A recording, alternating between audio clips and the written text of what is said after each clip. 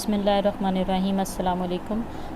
Classes, we are going to discuss today the social responsibility and managerial ethics. Social responsibility.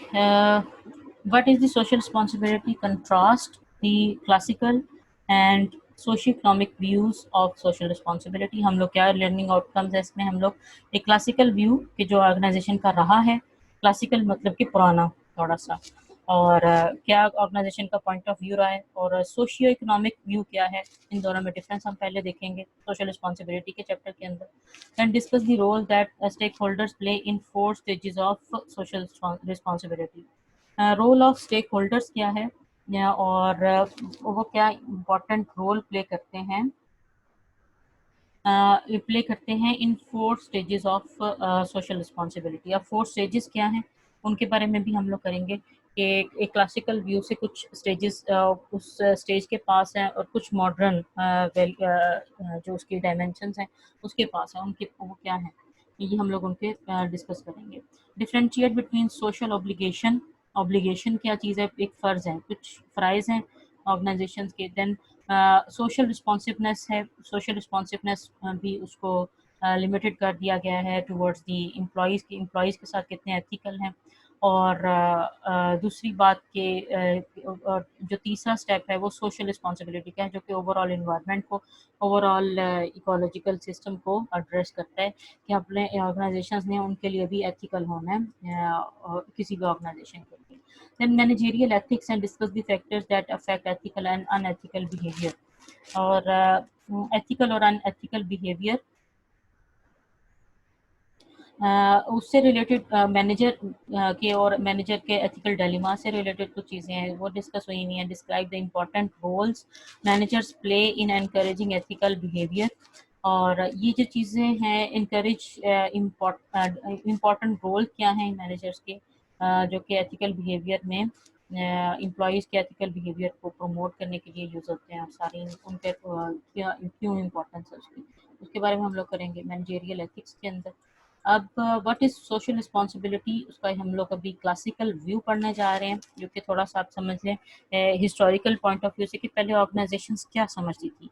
अब classical view ये नहीं है कि अब most of the organisations of Pakistan, because we are under developed countries या developing countries के अंदर आते हैं, तो बहुत सारे अभी भी हम लोगों के पास कुछ क्लासिकल व्यूज़ हैं अबाउट द सोशल रिस्पॉन्सिबिलिटी. तो हम लोग हमारी जो ऑर्गेनाइजेशंस हैं वो ज़्यादातर क्लासिकल व्यूज़ ही को फॉलो कर रही हैं, जबकि एडवांस लेवल के जो कंट्रीज़ हैं, डेवलप कंट्रीज़ हैं, वहाँ पर सोशल रिस्पॉन्सिबिलिटीज़ के बहुत सारे और फैक्टर्स भी इन्वॉल्व हैं. लेकिन क्लासिकल व्यू जहाँ पर बहुत सारी ऑर्गेनाइजेशन पाकिस्तान में या डेवलपिंग कंट्रीज़ में यूज़ कर रही हैं, वहाँ पर कुछ मल्टीनेशनल्स भी हैं, और वो मल्टीनेशनल जो हैं वो लेटेस्ट ग्राउंड्स को करती हैं, क्योंकि उनके ऊपर ऑब्लिगेशंस होते हैं. कुछ इंटरनेशनल कमेटीज़ हैं, कुछ इंटरनेशनल बॉडीज़ हैं जो कि उनका सोशल ऑडिट करती हैं, जो कि सोशल रिस्पॉन्सिबिलिटी से रिलेटेड होता है, और उनको इंश्योर करने के लिए वो अपनी रिस्पॉन्सिबिलिटीज़ जो हैं वो अच्छे तरीके से अदा करती हुई नज़र आती हैं. अच्छा, क्लासिकल और व्यू क्या है, managements only social responsibility is to maximise profits. यानी कि आप वो कहते हैं कि आपकी बस प्रॉफिट ज़्यादा होने चाहिए, आपका फाइनेंशियल रिटर्न ज़्यादा होना चाहिए, और उसकी ऑर्गेनाइजेशन की कोई रिस्पॉन्सिबिलिटी नहीं है. By operating the business in the best interest of the stakeholders, जो कि ऑनर्स ऑफ द कॉरपोरेशन है, कि वो उनके स्टेक होल्डर्स के बेस्ट इंटरेस्ट में हो और उनको ज़्यादा से ज़्यादा फ़ायदा हो. तो यही सिर्फ ऑर्गेनाइजेशन की सोशल रिस्पॉन्सिबिलिटी है. ठीक है, ये क्लासिकल व्यू है जिसके अंदर वो कह रहे हैं कि मैक्सिमम आपके स्टॉक होल्डर्स को, शेयर होल्डर्स को फ़ायदा हो बस, यानी कि प्रॉफिटेबिलिटी से जो कि रिलेटेड है. अब तो इसके अंदर जो सेकंड पॉइंट है इसका है extending the firm's resources on doing social good. अब रिसोर्सेज जितने भी हैं वो उन्होंने क्या करना है कि सोशली अपना आपको अच्छा पेश करना है किसी के सामने भी, और अनजस्टिफाइबली इंक्रीजेस कॉस्ट, जो कि आपकी कॉस्ट भी इंक्रीज करती है. That lowers profits to the owners, और जिनकी वजह से ऑनर्स के प्रॉफिट्स कम हो जाते हैं and raises prices to consumers, और उसकी वजह से आपके प्राइसेस को अपनी हाई करना पड़ता है और जो कि कंज्यूमर्स को पे करना होता है। तो एक्सपेंडिंग, अब जो classical view of the social responsibility क्या कह रहा है, expanding the firm's resources on doing social good, अपने रिसोर्सेज को सिर्फ सोशल गुड के ऊपर लगाना। जब सोशली गुड करने के लिए आप अपने एम्प्लॉयज़ को ट्रेन करेंगे तो ज़ाहिर है एम्प्लॉयज़ वही अच्छा आपके आपके बिहाफ पे, ऑर्गेनाइजेशन के बिहाफ पे आपको पोर्ट्रे करेंगे, जो कि जिनको अच्छा पे किया जाएगा। और सोशली रिस्पॉन्सिबल, सोशली गुड होने के लिए आपको अपने एम्प्लॉयज़ को ज़्यादा पे करना पड़ेगा। दूसरी बात, वो ऑर्गेनाइजेशन के प्रॉफिट्स को लो करेगी, और ऑनर्स के जो और जब वो एक्सपेंसेस हाई हो जाएंगे तो प्राइसेस जो हैं वो भी अप करनी पड़ेंगी, और जो कि कंज्यूमर्स को एट द एंड पे करना पड़ेगा। आपने ये भी चीज़ अक्सर नोटिस की होगी कि जिस भी जगह के ऊपर अच्छी आपको सर्विस वगैरह मिल रही होती है, वहाँ पे प्रोडक्ट की प्राइसेस भी हाई होती हैं। तो अक्सर ये चीज़ें हमें भी देखने को मिलती हैं कि हम किसी रेस्टोरेंट में जाते हैं, वहाँ पे उनकी सर्विसेज ज़्यादा अच्छी हैं और बहुत मतलब कि एहतियात से वो कस्टमर्स को डील कर रहे हैं, तो वहाँ पे उनकी चार्जेस भी ज़्यादा होंगे, यानी कि उनके ट्रेंड हैं, उनके वेटर्स वगैरह वो ट्रेन होंगे, वो आके आपका खाना भी डाल रहे होते हैं अक्सर, और यानी उनकी ट्रेनिंग ही इस तरह की है। जी सदीक, का कोई क्वेश्चन? अबू बकर सदीक का कोई क्वेश्चन है? मैम मैंने कहा कि आप ये ऑर्गेनाइजेशन का मैनेजमेंट का आप सोशल रिस्पॉन्सिबिलिटी का बढ़ा रहे हैं, तो हम्म। इसमें एक मल्टीनेशनल कंपनी में लिप्टन भी है। जैसे कि उसकी कमर्शियल आती है जागो पठान के लिए, मीन्स के वो स्टूडेंट जो है ना, जो बच्चे पढ़ नहीं सकते उनको वो प्रमोट करता है, वो प्रॉफिट में से ही कर रहा होता है। हाँ। मीन्स को उसने कॉस्ट जो है ना अपनी जो है टी की कॉस्ट उसने उतनी नहीं रखी है, लेकिन वो अपने प्रॉफिट में से सोशल रिस्पॉन्सिबिलिटी जो है ना वो करता है, वो बच्चों को जो है ना अपने प्रॉफिट में से वो शेयर कर रहा था, पढ़ा रहा था। उसके बाद एक कंपनी है, उसने उसकी सोशल रिस्पॉन्सिबिलिटी उसने ऐसे है कि जो प्रोडक्ट वो बना वो ऐसी पैकिंग बना रहा है जो वेस्ट हो जाए। मतलब कि अब वेस्टेज का बहुत ज्यादा इशू होता है, जो प्रोडक्ट की पैकिंग है वो डीकम्पोज नहीं होती। उसने जो है ना अपनी पैकिंग ऐसी कर ली है कि वो जो है ना प्रोडक्ट की पैकिंग वो डीकम्पोज हो जाए, सोशल रिस्पॉन्सिबिलिटी। हम्म। आपका माइक ऑफ हो गया। अच्छा ठीक है, अबू बकर ने बात कर ली है, वेरी गुड अबू बकर। मैंने वो आप, किया जी मैम। हाँ हाँ, आपका माइक ऑफ हो गया था, आपने बात कर ली है पूरी? जी जी। अच्छा ठीक है, वेरी गुड वेरी गुड। आपने बहुत अच्छी बात की है कि सोशल रिस्पॉन्सिबिलिटी वो इस तरह से पे करते हैं, एंड ये कि गरीब बच्चों की कुछ हेल्प कर देते हैं, और प्लस बहुत सारी और भी चीज़ें हैं वो हम लोग अभी असल में अभी स्टार्ट किया ना, तो ये क्लासिकल व्यू को हम लोग अगर स्टडी कर रहे हैं कि सोशली एक इसका पॉइंट ऑफ व्यू क्या है, ठीक है, जिसके अंदर सिर्फ मैनेजर का या ऑर्गेनाइजेशन की प्रॉफिटेबिलिटी से रिलेटेड है। अगर वो सोशली गुड होंगे तो उनकी प्राइस, वो अब यहाँ पर भी क्या सोच रहे हैं कि उनकी प्रॉफिटेबिलिटी कम हो जाएगी, ठीक है। ऑर्गेनाइजेशन का ये एक डिफेंसिव अप्रोच समझने के आपको ये करना पड़ रहा है। तो क्लासिकल व्यू और सोशल रिस्पॉन्सिबिलिटी का वो व्यू है जिसके अंदर आपको करना पड़ रहा है, ठीक है, ड्यू टू एनी रीजन। ये क्लासिकल व्यू उसको डिस्कस करता है, ठीक है।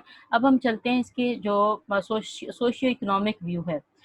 इसमें क्या कहता है, management social responsibility goes beyond making profits to include protecting and improving society's welfare, ठीक है। मैनेजमेंट की रिस्पॉन्सिबिलिटी है गोज बियॉन्ड प्रॉफिट्स। अब ये कहती है कि प्रॉफिट के अलावा यानी कि वो उसकी रिस्पॉन्सिबिलिटीज़ में ही शामिल है, including protecting and improving societies welfare, welfare के लिए या लोगों की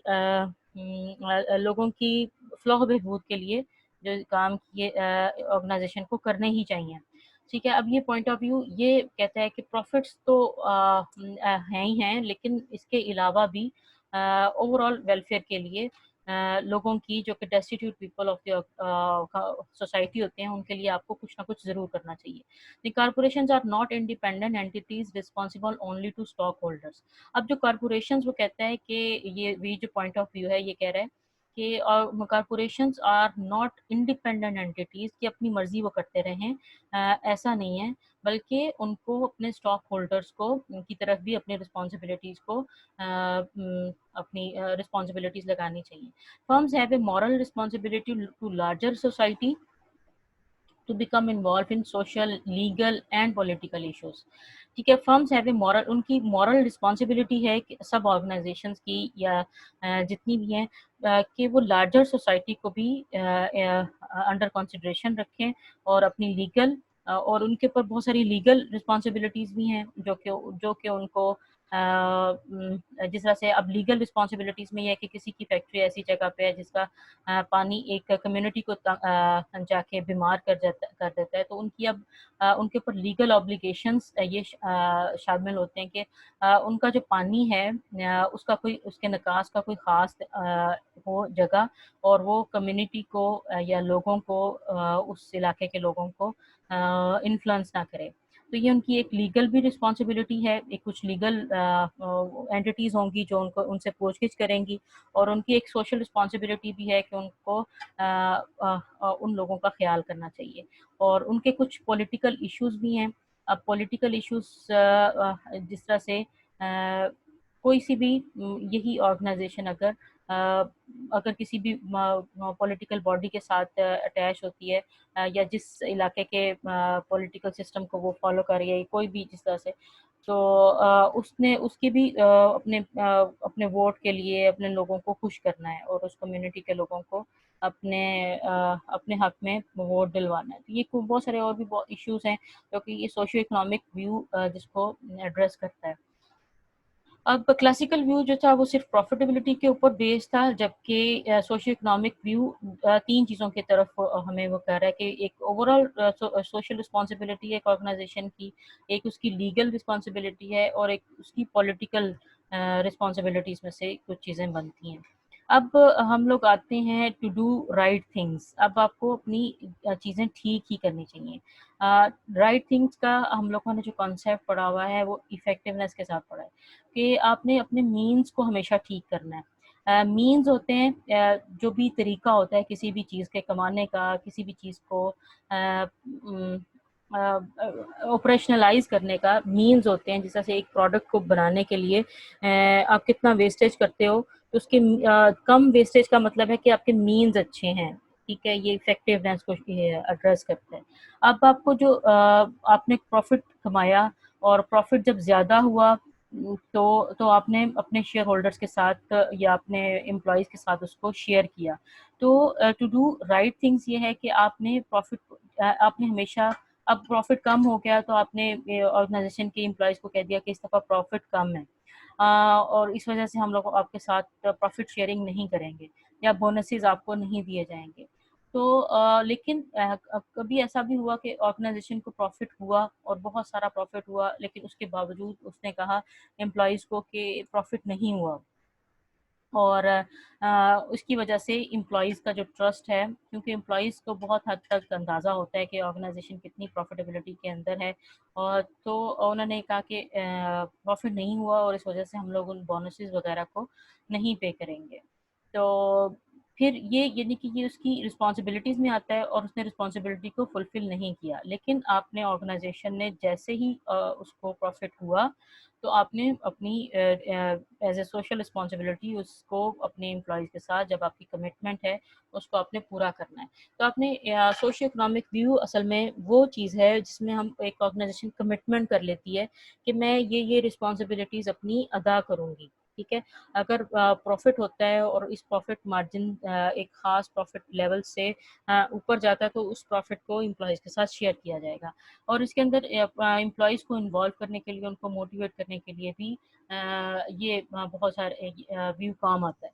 तो अब अगला हम कहते हैं कि ये अब सारी 4 स्टेजेस हैं। To whom is management responsible, कि रिस्पॉन्सिबल किसके लिए है असल में। एक हमने क्लासिकल व्यू देखा है और इसके बाद हमने सोशियो इकोनॉमिक व्यू देखा है। अब ये एक लेसर की तरफ है, ओनर्स एंड मैनेजमेंट, जो कि सिर्फ ये classical view owners and management को एड्रेस करता है कि उनकी बस रिस्पॉन्सिबिलिटीज़ को फुलफिल कर दिया जाए। प्रॉफिट होता है तो वो सिंसियरली शेयर किया जाए और मैनेजमेंट या शेयर होल्डर्स के साथ शेयर किया जाए, देन स्टॉक होल्डर्स के साथ उनको इन्वॉल्व किया जाए प्रॉफिट के अंदर। तो ये पहली स्टेज है जो कि सिर्फ क्लासिकल व्यू को एड्रेस करती है। उसके बाद फिर एम्प्लॉयज़ का है स्टेज कि एम्प्लॉयज़ के साथ आप अपनी प्रॉफिट शेयरिंग करें, एम्प्लॉयज़ का ख्याल रखें, एम्प्लॉयज़ के एम्प्लॉयज़ की जो वर्क है उसको उसको वैल्यू करें, और जितना काम जो करता है उसको उस काम के मुताबिक उसको पे किया जाए। तो ये है एम्प्लॉयज़ का सोशल, ये अब लेसर के से हम लोग ग्रेटर की तरफ जा रहे हैं। और ये दोनों व्यूज़ जो हैं फ्रॉम वन वे और द अदर, दोनों क्लासिकल से निकलते हुए आ रहे हैं। ओनर्स एंड मैनेजमेंट के बाद एम्प्लॉयज़ के साथ गए, सेकंड स्टेज आई, थर्ड स्टेज है constituents in the specific environment. अब वो तीसरे स्टेज ये है कि जितने भी स्टेक होल्डर्स हैं ऑफ द ऑर्गेनाइजेशन, अ, उन सबको ही इन्वॉल्व किया जाए। और स्टेक होल्डर्स के अंदर आपकी कम्युनिटी भी आती है, और जो कि जिस तरह से एक गांव है और वो कम्युनिटी, वो भी आपके स्टेक होल्डर्स हैं। गांव है जहाँ पे ऑर्गेनाइजेशन का यूनिट है, अब वो आपकी ऑर्गेनाइजेशन की एक्टिविटीज़ की वजह से वो गांव जैसे इन्फ्लुएंस हो रहा है या सफ़र कर रहा है। तो ये constituents in the specific environment, ये आपका स्पेसिफिक एनवायरनमेंट से रिलेटेड है, ठीक है, जो कि गांव एक ऑर्गेनाइजेशन की एक्टिविटीज़ की वजह से इन्फ्लुएंस हो रहा है। इस वजह से अब ऑर्गेनाइजेशन की रिस्पॉन्सिबिलिटी ये बनती है कि उनके लिए ऐसी मेजर्स की जाएँ कि वो सफ़र ना करें, जो गाँव है उसके लोग सफ़र ना करें, ठीक है? ये डायरेक्ट रिस्पॉन्सिबिलिटी बनती है ऑर्गेनाइजेशन की। अब एक और जो इसका जो कॉन्सेप्ट है जो कि फोर्थ स्टेज की तरफ हमें लेके जाता है, वो हमें ब्रॉडर सोसाइटी की तरफ एड्रेस करता है। उस ब्रॉडर सोसाइटी के अंदर आपकी ओवरऑल है। अब बेशक आप ऑर्गेनाइजेशन के वो स्टेक होल्डर्स में शामिल है या नहीं है, और वो डायरेक्टली इन्फ्लुएंस नहीं हो रहे, जिस तरह से अभी बात की थी, अबू बकर ने बात की थी कि वो कुछ गरीब बच्चों को के लिए स्कूल बना देते हैं, ठीक है, किसी और इलाके में। अब वो ऑर्गेनाइजेशन के स्टेक होल्डर्स डायरेक्ट नहीं है, बल्कि एक खास किस्म का इलाका है और वहाँ पर स्कूल नहीं है, वहाँ पे बच्चों के लिए कुछ स्कूल बना दिया जाता है। कुछ यतीम बच्चे हैं, यतीम बच्चों के लिए फंडिंग की जाती है ऑन रेगुलर बेसिस, और कुछ ऐसे यतीम खाने बना दिए जाते हैं जहाँ पर जो यतीम बच्चे हैं उनकी परवरिश की जाती है और उनको अच्छी सहूलियात फराहम की जाती हैं। तो ये ब्रॉडर सोसाइटी का कॉन्सेप्ट है सोशल रिस्पॉन्सिबिलिटी का असल में। और हर जो मल्टीनेशनल है उसके उससे ये एक्सपेक्ट किया जाता है कि वो इन सब स्टेजेस को अंडर कंसिडरेशन रखे, और उसने ना सिर्फ अपने ऑनर्स और मैनेजमेंट के लिए प्रॉफिटेबिलिटी और सोशली रिस्पॉन्सिबल बिहेवियर को शो करना है, ना बल्कि एम्प्लॉयज़ के लिए और अपने दूसरे स्टेक होल्डर्स के लिए जो कि उसके डायरेक्ट जो कि उसकी एक्टिविटीज़ की ऑर्गेनाइजेशन की एक्टिविटीज से डायरेक्टली या इनडायरेक्टली इन्फ्लुएंस होते हैं। और एक जो ग्रेटर है, जो ऑर्गेनाइजेशन की रिस्पॉन्सिबिलिटीज़ का पार्ट ना होता है, जो सोशल रिस्पॉन्सिबिलिटी का जो लेटेस्ट कॉन्सेप्ट है, वो एक ब्रॉडर सोसाइटी को कवर करता है। एक मल्टीनेशनल कुछ ऑर्गेनाइजेशंस ऐसी हैं कि जो कि एक कंट्री से भी ज़्यादा कमा रही हैं। सपोज़ जो गूगल है, और गूगल के अलावा अमेज़न, ये इतनी बड़ी-बड़ी कंपनीज़ हैं कि इनका जो बजट है और इनकी जो प्रॉफ़िटेबिलिटी है वो पाकिस्तान के बजट से भी ज़्यादा है। किसी भी कंट्री के जो डेवलपिंग कंट्री हैं, उनके कंट्री से भी ज़्यादा है। यानी कि इतना ज़्यादा उनकी सेल है और उनकी प्रॉफ़िटेबिलिटी का इतना ज़्यादा है। तो जब अगर ये एक ऐसा सिस्टम है जिसके अंदर ऑर्गेनाइजेशन को रिस्पॉन्सिबल खुद ब खुद होना पड़ता है, और वो अगर वो काम करती हैं तो वो अपनी असल में वो किसी के ऊपर एहसान नहीं कर रही। ऑर्गेनाइजेशंस अगर गरीब लोगों के लिए काम करती हैं तो वो किसी पे एहसान नहीं कर रही, बल्कि अपनी सोशल रिस्पॉन्सिबिलिटी को फुलफिल कर रही हैं। तो ये उनकी सोशल, क्योंकि वो ये एक कम्युनिटी से ही और लोगों से ही, अपने एम्प्लॉइज से ही और कस्टमर से ही अपने प्रॉफिट को जनरेट करती हैं। और और अगर वो उनमें से कुछ ऐसे लोगों के साथ भी अपना प्रॉफिटेबिलिटी, अपनी इनकम को शेयर करती हैं, तो ये उनका किसी सोसाइटी के ऊपर एहसान नहीं है, बल्कि ये उनकी रिस्पॉन्सिबिलिटी बनती है। और इन रिस्पॉन्सिबिलिटी होने का मतलब ये है कि उनको करना ही करना है और उनको ज़रूर करना चाहिए, ठीक है, ये उनकी अब ज़िम्मेदारी है। तो हम लोग इस कॉन्सेप्ट को इसीलिए इसी तरह से स्टडी कर रहे हैं कि पहले ऑर्गेनाइजेशंस, यानी कि बहुत सारी पाकिस्तान के अंदर भी बहुत सारी अंडर डेवलप्ड कंट्रीज़ हैं और एसएमईज़ हैं ज़्यादा, और बिज़नेसेस हैं, वो उनका ज़्यादा जो फ़ोकस है वो ओनर और मैनेजमेंट के साथ है कि ओनर्स और मैनेजमेंट के साथ प्रॉफिटेबिलिटी को और चीज़ों को शेयर किया जाए, फिर सिंसियरली शेयर किया जाए। फिर देन एम्प्लॉइज़ के साथ अपने प्रॉफिटेबिलिटी को, अगर बहुत ऑर्गेनाइजेशन कर रही होगी तो वो बोनसेस को शेयर कर रही होगी। और उसके बाद फिर जो स्पेसिफिक एनवायरनमेंट के पार्ट्स हैं एक ऑर्गेनाइजेशन के, तो उनको एड्रेस कर रही होगी थ्रू, अगर वो एक्टिविटीज़ की जिसमें स्टेक होल्डर्स के साथ आपका लिंक है। और उसके बाद अब यहाँ पे जो एम्प्लॉइज़ हैं, एम्प्लॉइज़ आपके कहलाते हैं इंटरनल स्टेक होल्डर्स। और जो स्पेसिफिक एनवायरनमेंट के जितने भी स्टेक होल्डर्स हैं वो आपके एक्सटर्नल स्टेक होल्डर्स हैं, ठीक है। और ये स्पेसिफिक एनवायरनमेंट में आपके स्पेसिफिक जो कि एनवायरनमेंट के पार्ट हैं वो आपके जनरल स्टेक होल्डर्स हैं, उनको जो कि बाकी ब्रॉडर सोसाइटी है वो आपका ओवरऑल सोसाइटी को आपने जो भी पे करना है इन टर्म्स ऑफ चैरिटी या इन टर्म्स ऑफ किसी भी टर्म्स में जो ऑर्गेनाइजेशन उनके लिए काम करेगी वो उनकी सोशल रिस्पॉन्सिबिलिटीज़ में आएगा। और पाकिस्तान के अंदर बहुत सारी और ऑर्गेनाइजेशंस भी हैं जो कि बड़े लेवल पे काम कर रही हैं और उन्होंने बाकायदा कम्युनिटीज़ बना दी हुई हैं कुछ लेबर के लिए। अब फौजी फाउंडेशन है जो कि बहुत बड़ी ऑर्गेनाइजेशन है, उनके बहुत सारे ऐसे प्रोजेक्ट्स हैं जो कि गरीब लोगों के लिए हैं और लेबर के लिए हैं, लेबर के लिए लेबर के बच्चों के लिए उन्होंने स्कूल बनाए हुए हैं। और लेबर को ही बहुत सारे उनके घर बना के दिए हुए हैं, छोटी-छोटी कम्युनिटीज़ बना दी हुई हैं। और बहुत सारे और प्रोजेक्ट्स हैं जिसके अंदर जो कि पाकिस्तान में रहते हुए और उनकी अपनी सोशल रिस्पॉन्सिबिलिटीज़ को बड़े अच्छे तरीके से फुलफ़िल कर रहे हैं। तो ये अब इन जब एक्टिविटीज़ के अंदर इन्वॉल्व होते हैं सोशल रिस्पॉन्सिबिलिटी के अंदर ऑर्गेनाइजेशंस जब भी इन्वॉल्व होती हैं, तो वो हमेशा और उनकी प्रॉफिटेबिलिटी सफ़र करती है और उनकी अपनी कॉस्ट प्राइसेस वगैरह भी इंक्रीज़ करनी पड़ती हैं। तो और अपनी क्वालिटी को भी वक़्त के साथ-साथ इम्प्रूव करना पड़ता है। अच्छा, फ्रॉम ऑब्लिगेशन टू रिस्पॉन्सिवनेस अगला जो है हमारा पॉइंट, फ्रॉम रिस्पॉन्स ऑब्लिगेशन जो कि फ्राइज़ में है कि आपने करना ही करना है, टू रिस्पॉन्सिवनेस ये यानी कि ये वाला जो इस स्टेज से है फर्स्ट स्टेज से हम लोग मूव हो रहे हैं इस ब्रॉडर सोसाइटी के कॉन्सेप्ट की तरफ, ठीक है। अब ये जो है ये first heading from obligation to responsiveness to responsibility. अब सोशल ऑब्लिगेशन है, ऑब्लिगेशन होता है कि फ़राइज़ में शामिल है, ठीक है। अब the obligation of a business to meet economic and legal responsibilities and nothing more, यानी कि सोशल ऑब्लिगेशन ये है कि आपका इकोनॉमिक एंड लीगल रिस्पॉन्सिबिलिटीज़ को फुलफिल कर दिया जाए। ऑर्गेनाइजेशन की का ऑब्लिगेशन फ़र्ज़ ये है कि ये भी ये आपको एकदम से पता चल रहा होगा ये कहाँ से बात कर रहे हैं। हम सोशल ऑब्लिगेशन की जब वो बात करते हैं तो हम लोग सिर्फ क्लासिकल व्यू की बात कर रहे हैं कि क्लासिकल व्यू के जिसके अंदर उसने इकोनॉमिक और लीगल रिस्पॉन्सिबिलिटीज़ को उसने फुलफिल करना है और इसके अलावा और कुछ नहीं करना, ये इसका सोशल ऑब्लिगेशन है। अब सोशल रिस्पॉन्सिवनेस क्या है? When a firm engages in social actions in response to some popular social needs. अब सोशल रिस्पॉन्सिवनेस ये होगी कि जैसे ही अब नीड्स हैं जिस तरह से कम्युनिटी की, जिस तरह से मैंने अभी आपको विलेज का एग्जांपल दिया कि उनका उनका पानी की वजह से वो इन्फ्लुएंस होती हैं, तो ये ऐसा सोशल एक्शन लेना और रिस्पॉन्स करना कि जो कि अब उनकी रिस्पॉन्सिबिलिटी है और उस कम्युनिटी में जितने भी या उस इलाके में उस इंडस्ट्रियल एरिया के अंदर जितनी भी इंडस्ट्रीज़ हैं वो सारी ही उन गाँव के लोगों के लिए कुछ ना कुछ काम कर रही हैं। क्योंकि उन सारी ऑर्गेनाइजेशन की एक्टिविटीज़ की वजह से उस कम्युनिटी के गांव के लोग सफ़र करते हैं।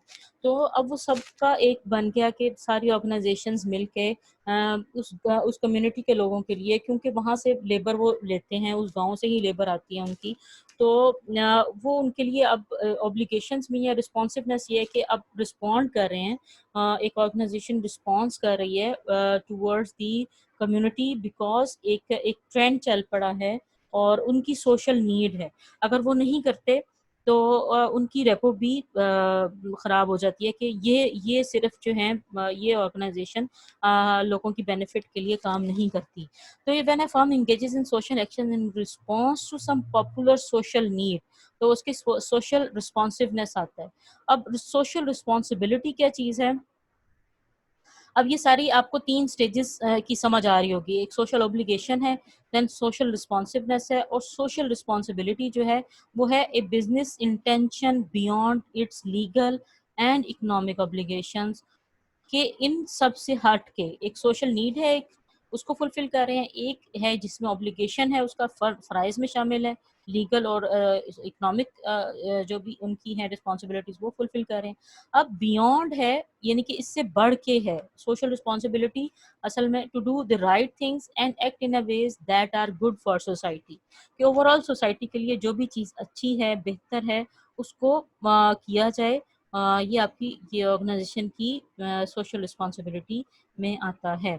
ठीक है, ओवरऑल यानी कि पूरे कंट्री के लिए, कंट्री अब एक ऑर्गेनाइजेशन का यूनिट है, वो कहीं पे या किसी इलाके में है, लेकिन वो काम किसी और सूबे के किसी और इलाके के लिए कर रही है, या ओवरऑल एक पाकिस्तान के लिए एक कैंपेन चला रही है कि अब प्लास्टिक से रिलेटेड के प्लास्टिक प्रोडक्ट्स को या प्लास्टिक के जो ओवरऑल कि इसको वेस्टेज इसके अंदर नहीं जाना चाहिए, या इसको ड्रेनेज का में नहीं जाना चाहिए, तो वो पूरे पाकिस्तान में से उनको इकट्ठा करती है, प्लास्टिक की चीज़ों को, बॉटल्स हैं जैसे, और कूड़े में से इकट्ठा करती है, ताकि जो है आपका आपकी responsibility, social responsibility towards the society वो एक फुलफिल हो सके, क्योंकि ये जो प्लास्टिक प्रोडक्ट्स हैं या शॉपर्स हैं, ये बहुत बड़ा फ्लॉ होते हैं और किसी भी सोसाइटी को ख़राब कर देते हैं।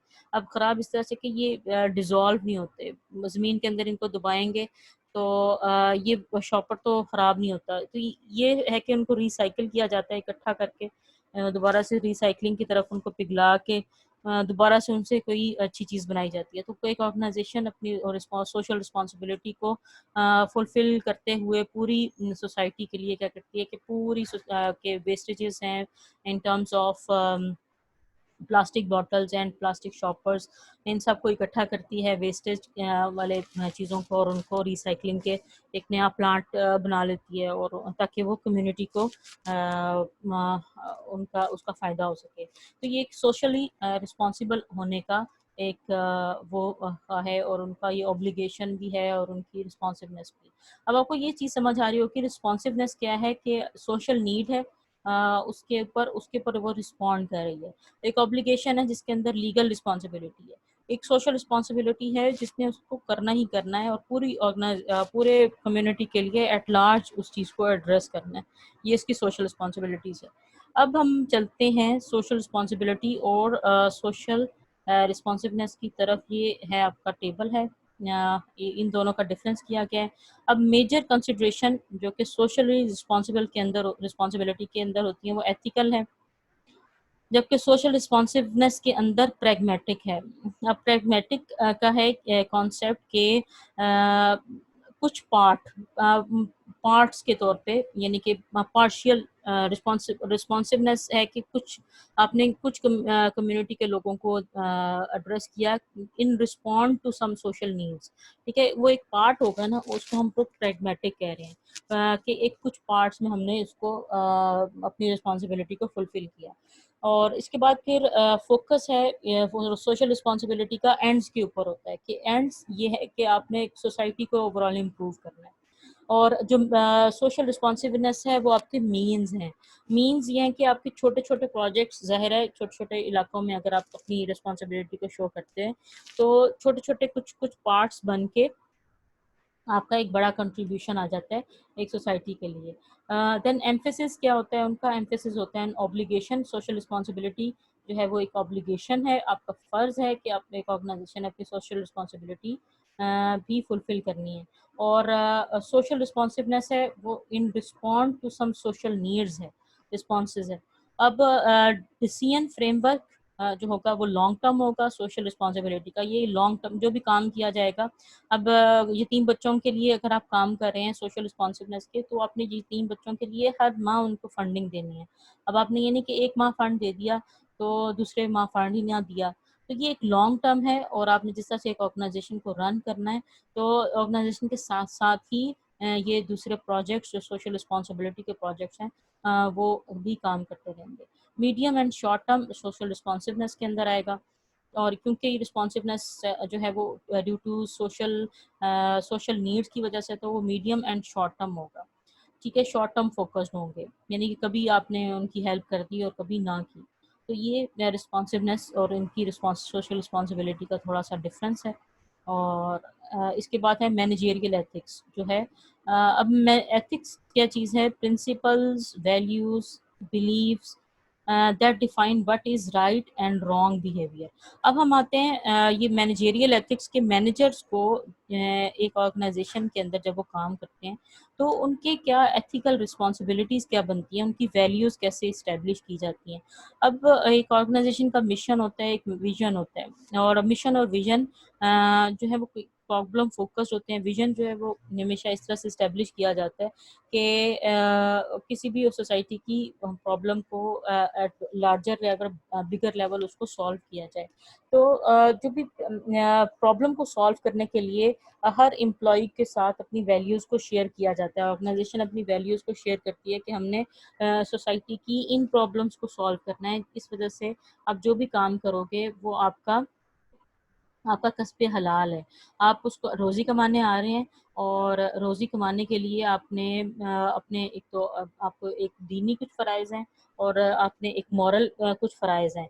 तो आपने इन दोनों को ही जैसे से कस्बे हलाल कमाने वाला अल्लाह ताला का दोस्त है।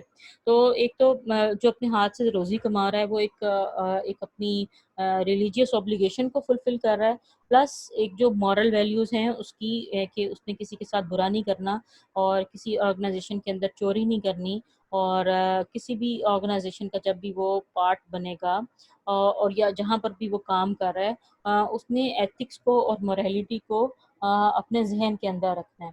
तो ये एथिक्स जो है ये चीज़ डिफाइन करती है। जो मैनेजेरियल एथिक्स हैं कि आपने लोगों के साथ जैसे लड़ाई झगड़ा नहीं करना, लोगों के साथ अच्छा सलूक करना है, तो ये सारी मैनेजेरियल एथिक्स में आती हैं। Principles, values and belief that define what is right and wrong behaviour.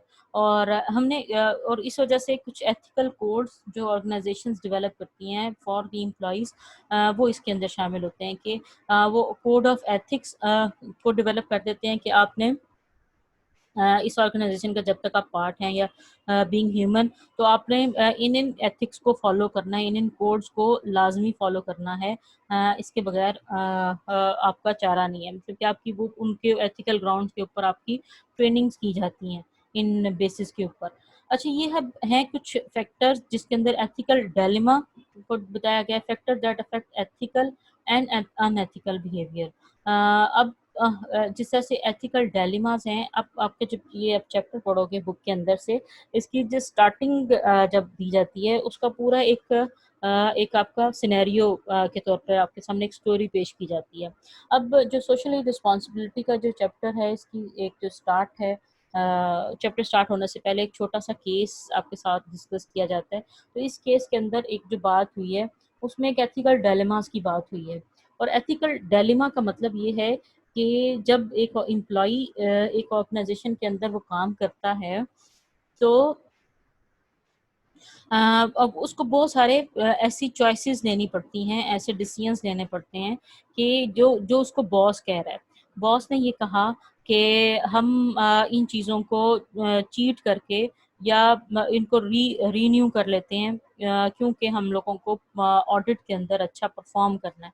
अब आपकी अपनी चॉइसेस हैं, एम्प्लॉयज़ की अपनी चॉइसेस होती हैं कि वो अपने बॉस की बात मानते हैं या नहीं मानते। अगर वो बॉस की बात मानते हैं और बॉस उनको ये कह रहा है कि आप चीटिंग करें, तो किसी को धोखा दें या झूठ बोल दें, तो बॉस जब ये कह रहा है तो आपको वो चीज़ करनी ही पड़ती है, ठीक है? क्योंकि अगर आप बॉस की बात नहीं मानेंगे, तो आपकी जॉब एट स्टेक हो सकती है। अब आपने आपने अपनी चॉइस करनी होती है कि अपने राइट एंड रॉन्ग को आपने खुद से इस्टेब्लिश करना होता है कि क्या बात मानने में या किसी को धोखा देने में किसका ज़्यादा फ़ायदा है, कि लॉन्ग टर्म बेनिफिट है किसका? अगर सिर्फ़ बॉस का है, तो आपको एक अपने अंदर इस चीज़ को सोचना है कि अगर ये सिर्फ़ बॉस का फ़ायदा है, या एक ऑर्गेनाइज़ेशन का ओवरऑल फ़ायदा है, या एक ह्यूमैनिटी का ओवरऑल फ़ायदा है, ठीक है? तो एक ऑर्गेनाइज़ेशन को फ़ायदा दे रही है चीटिंग करना, या एक मैनेजर को सिर्फ़ फ़ायदा दे रही है, या एक कम्युनिटी को बड़े लेवल पे आपकी रेपुटेशन को, ऑर्गेनाइजेशन की रेपुटेशन, क्योंकि एम्प्लॉइज़ ही बिल्डअप करते हैं, तो उसको ये दे रही है। तो ये सब चीज़ें, अब ये सारी चीज़ें जो हैं वो एथिकल डायलेमास में आती हैं। एथिकल डायलेमास ऐसे हैं कि आपको कुछ चीज़ें शॉर्ट टर्म नज़र आ रही होती हैं, जिस तरह से आप कहो कि मुझे बॉस ने एक चीटिंग करने को कहा है। अब आपको अपने ये आपकी अपनी चॉइस होगी कि आप उस डिसीजन को, उस चीटिंग को किस पॉइंट ऑफ व्यू से एड्रेस करते हो। या तो आप उनकी बात मानने से इनकार कर देते हो, अपनी जॉब को अल्लाह हाफ़िज़ कर देते हो। और जबकि आपका डिपेंड भी उसके ऊपर बहुत ज़्यादा है, आपके बच्चे भी आपकी जॉब की वजह से ही वो इन्फ्लुएंस होते हैं, आपकी सैलरीज़ जो हैं वो आपका घर जो है वो एक ख़ास इनकम से चल रहा होता है। तो ये सारी एथिकल डायलेमास हैं जिसके अंदर आपने अपनी चॉइसेस बनानी होती हैं।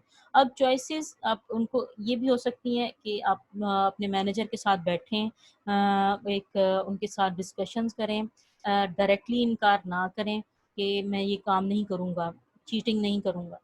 चीट आपने मुझे चीटिंग करने को कहा है, आप उनके साथ डायरेक्ट ना हों, बल्कि आप उनको ऐसे कन्विंस करें अपने एथिकल ग्राउंड्स की वजह से, उनको कन्विंस करें कि मुझे लगता है कि इसमें ओवरऑल एक ऑर्गेनाइजेशन का फ़ायदा नहीं है।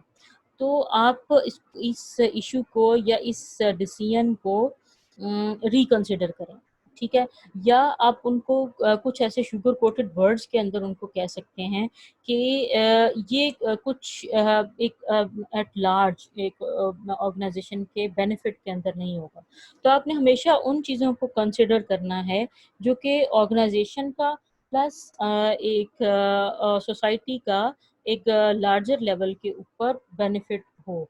तो ये एथिकल डायलेमास हैं जिसके अंदर जो आपकी बुक के अंदर भी बात की गई है कि इसके आपको हमेशा हर रोज़ और जब भी आप किसी जगह पर काम करने जाओगे वहाँ पर आपको कुछ ना कुछ चॉइसेस लेनी पड़ेंगी कि कुछ ना कुछ चूज़ करना पड़ेगा अमंग द टू। और जो कि आपकी अगर आपके पास वैल्यूज़ नहीं होंगी या आपका वैल्यू सिस्टम एस्टेब्लिश नहीं हुआ होगा तो वो आपको एड्रेस करना बड़ा मुश्किल हो जाएगा। अब स्टेजेस अब जिस तरह से एक आपकी ख़ास स्टेज है, स्टेजेस ऑफ मॉरल डेवलपमेंट। आपकी एक ख़ास स्टेज है, अभी हम अगली स्लाइड के अंदर ये भी पढ़ेंगे कि आप किस स्टेज के ऊपर हैं मोरालिटी की। जब इंसान बड़ा होता जाता है, मैच्योर होता जाता है और चीज़ों को ज़्यादा अच्छे तरीके से अंडरस्टैंड करना शुरू कर देता है, उसके अंदर ज़्यादा विज़डम आना शुरू हो जाती है, तो उसकी जो डेवलपमेंट है उसका लेवल है, वैल्यूज़ का लेवल वो बढ़ना शुरू हो जाता है। आप ज़्यादा रिस्पॉन्सिबल हो जाएँगे। अभी आपको जो कहा जाता है आप उसको फ़ौरन से मान भी लेते हैं, क्योंकि अभी आपके पास इतनी वैल्यूज़ एस्टेब्लिश्ड वैल्यूज़ का एक नहीं है कि मैं आप अभी हाँ या ना करने की उस पोज़ीशन के अंदर नहीं है, क्योंकि अभी पता ही नहीं है आपको कि राइट क्या है और रॉन्ग क्या है। तो ये स्टेजेस हैं जो कि ऐज के साथ-साथ आपकी चलेंगी। यानी कि एम्प्लॉयमेंट के फर्स्ट 5 इयर्स आप सिर्फ़ अंडरस्टैंडिंग के अंदर लगाओगे और उसके जो नेक्स्ट 5 इयर्स हैं उसके अंदर आपकी एक ख़ास स्टेज बनेगी जिसके अंदर आप मज़ीद उनको इम्प्लीमेंट करते हुए अपनी मॉरल वैल्यूज़ को, अपनी एथिकल ग्राउंड्स को इम्प्लीमेंट करते हुए नज़र आओगे। और उसके बाद फिर ओवरऑल आप एक मोरालिटी के कुछ ख़ास वैल्यूज़ को फ़ॉलो करते हुए नज़र आओगे, जो कि आप अपनी उन वैल्यूज़ की वजह से पूरी ऑर्गेनाइज़ेशन को इन्फ्लुएंस करोगे। आपके अंदर इतनी पावर आ जाएगी कि आप राइट एंड रॉन्ग को फ़ौरन से एड्रेस करना जानते होगे और फ़ौरन से एड्रेस करोगे भी कि मैं ये नहीं करूँगा। अगर चीटिंग करने का कोई मुझे कह रहा है तो मैं नहीं करूँगा, क्योंकि आपकी ये रिस्पॉन्सिबिलिटी है। और दूसरी बात कि आपकी एक ख़ास आपको ये डायरेक्ट कर रही हैं आपकी मॉरल वैल्यूज़ कि ये काम करना ठीक नहीं है। ठीक है, अब स्टेजेस हैं उसके अंदर मॉरल वैल्यूज़ की, उसके बाद इंडिविजुअल कैरेक्टरिस्टिक्स हैं। अब कुछ कैरेक्टरिस्टिक्स हैं वो सिर्फ़ कुछ लोगों को सिर्फ़ चापलूसी ही करना पसंद होता है कि बॉस को कह दें बस जो राइट है, वो बॉस जो कहेगा कि दिन है तो आपने कहना है दिन है, बॉस कहेगा नाइट है तो आप कहोगे कि रात है जी, नाइट ही है। तो कुछ लोग ऐसे होते हैं कि इंडिविजुअल कैरेक्टरिस्टिक्स हैं कि वो सिर्फ़ हाँ में हाँ मिलाते हैं और चापलूसी ज़्यादा होती है और ये बहुत ज़्यादा होती है। अगर आप वैसे भी देखोगे ओवरऑल तो इन ऑर्गनाइज़ेशंस के अंदर ये बहुत ज़्यादा एलिमेंट पाया जाता है। इंडिविजुअल जो हैं वो एक-दूसरे बॉस को इतना चाहा के रखते हैं कि वो और बॉस भी अपनी तारीफ़ को बहुत ज़्यादा पसंद करते हुए नज़र आते हैं कि उनको ये भी नज़र नहीं आता कि ये किन बेसिस के ऊपर बात कर रहा है। और अब ये इंडिविजुअल कैरेक्टरिस्टिक्स है। अब सबसे पहली बात कि हर इंसान एक-दूसरे से डिफरेंट है। कुछ रिस्पॉन्सिबल हो जाते हैं, सोशली रिस्पॉन्सिबल वक़्त के साथ-साथ हो जाते हैं। और कुछ जो हैं वो स्ट्रिक्ट रहते हैं अपने रूल्स के साथ, अपनी वैल्यूज़ के साथ, और उन्हीं को वो प्रमोट करते हुए नज़र आते हैं। अब ये आपकी अपनी चॉइसेस हैं कि आप कौन से अपना अपना अपना वैल्यू सिस्टम को चूज़ करते हो। Then there are structural variables. Then structural variables हैं कुछ जो कि मॉडरेटर के तौर पे आपके ये सारे जो इफेक्ट्स हैं इंडिविजुअल कैरेक्टरिस्टिक्स हैं। देन इशू इंटेंसिटी है। अब जिस तरह से अगर बॉस ने कहा है कि आपने चीटिंग करनी है, तो वो जो इशू जिस बात पे वो चीटिंग करने को कह रहे हैं उसकी इंटेंसिटी कितनी है, वो कितनी हद तक चीज़ों को सफ़र करता है। हो सकता है कि वो जो चीटिंग करने को कह रहे हैं वो किसी मसलहत के तहत कह रहे हैं। मसलहत इसमें ये हो सकती है कि ऑर्गेनाइजेशन का ओवरऑल फ़ायदा होगा, और वो ओवरऑल जहाँ पर इतना प्रॉफिटेबिलिटी या ऑर्गेनाइजेशन की रेपुटेशन इतनी एट स्टेक ना हो। ठीक है, अब आपने उसमें छोटा सा एक पॉइंट है जिसके अंदर वो चीटिंग करनी है, लेकिन इन टर्म्स के उसका इशू की इंटेंसिटी आप देखोगे कि वो कितना इंटेंस है, कितना सीवियर है। अब उसकी बेस के ऊपर आपकी चॉइसेस होंगी। अगर वो इतना माइनर है कि इन सब बाकी चीज़ें इस चीज़ से इन्फ्लुएंस नहीं होती, तो आप वो चीटिंग करने के लिए तैयार हो जाओगे। तो ये जो चीज़ें हैं कि इशू की इंटेंसिटी के ऊपर आपकी डिपेंड करेगा, आपकी चॉइसेस डिपेंड करेंगी। और अपने अगर आपने अपनी आवाज़ जहाँ पर आपको लगता है कि आपको अपनी आवाज़ बुलंद करनी चाहिए, और ये इशू बहुत बड़ा हो सकता है, और आपकी फीलिंग उसके रिलेटेड बहुत ज़्यादा स्ट्रॉन्ग होना शुरू होती है, तो उसकी इंटेंसिटी उसके मुताबिक ही डिसाइड करेंगे और अपने राइट एंड रॉन्ग को पेश करेंगे।